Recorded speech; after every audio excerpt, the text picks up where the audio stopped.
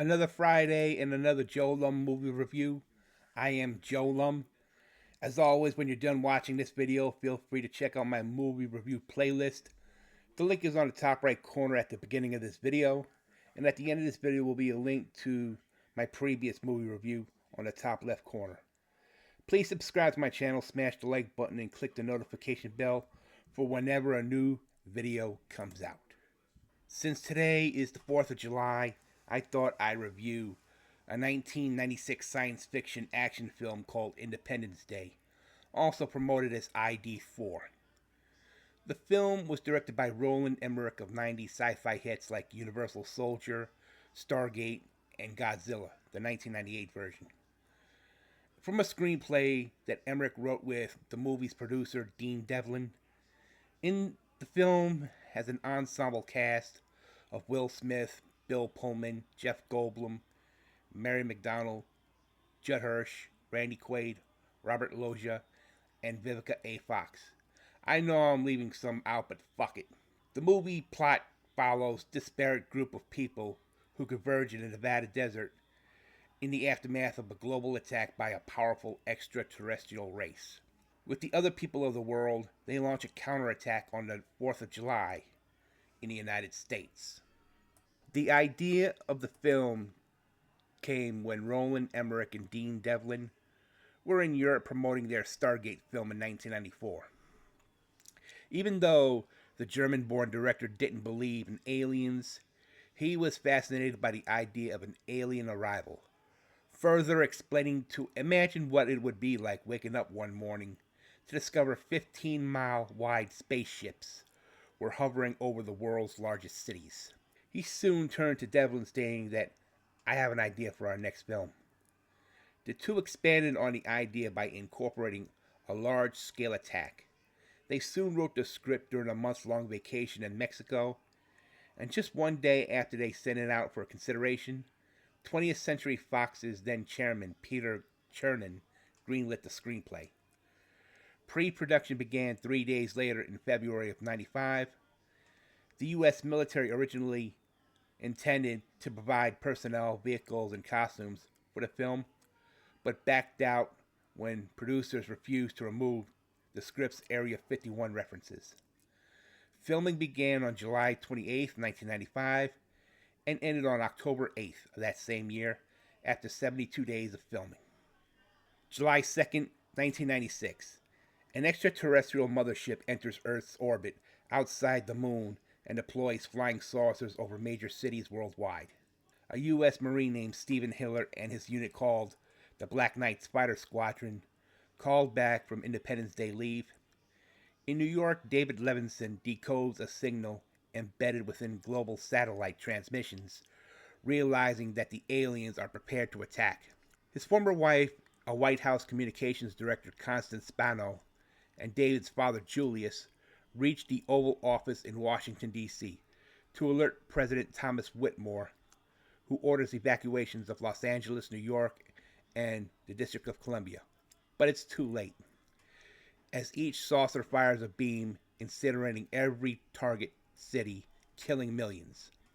Whitmore, the Levinsons, and a few others barely escape aboard Air Force One, while Stephen's girlfriend Jasmine, her son Dylan, and their dog Boomer take shelter in a tunnel's inspection alcove and escape the destruction of Los Angeles.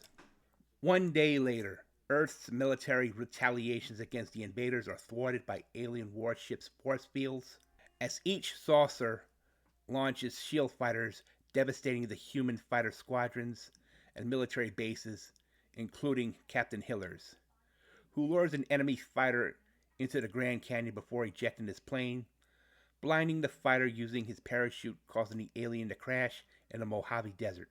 He soon subdues the alien and flags down a convoy of refugees, transporting the alien to Area 51, where Whitmore's plane had landed. Later in the film, after a failed nuclear attack above Houston, all subsequent nuke attacks are aborted. Jasmine and Dylan commandeer a highway maintenance truck and rescue some survivors, including a critically injured First Lady Marilyn Whitmore. Though Hiller rescues them and takes them back to Area 51, the First Lady dies from her injuries after reuniting with family. On the 4th of July, David plans to write a computer virus on his laptop and upload it into the mothership's operating system to disable the alien shield. Hitler volunteers to pilot the alien ship, armed with a tactical nuclear weapon to destroy the mothership. Military contacts the remaining forces and airborne squadrons through Morse code to organize a united counterattack. Entering the mothership, they upload the virus and launch the nuke, destroying it, and the alien invasion force for narrowly escaping. With shields down, Whitmore's squadron engages a saucer targeting the base. They exhaust all their ammo, and as the saucer is prepared to fire, a Vietnam War vet turned alcoholic named Russell Casey sacrifices himself by crashing into the alien's primary weapon, destroying it in the warship in the process. Humanity celebrates its victory against the aliens. Hitler and David are rescued after surviving the crash, landing back to Earth and reuniting with their respective families. Upon this movie's release on July 3rd, 1996, Independence Day was considered a pivotal moment for the Hollywood blockbuster, leading the resurgence of disaster and sci-fi films in the late 1990s.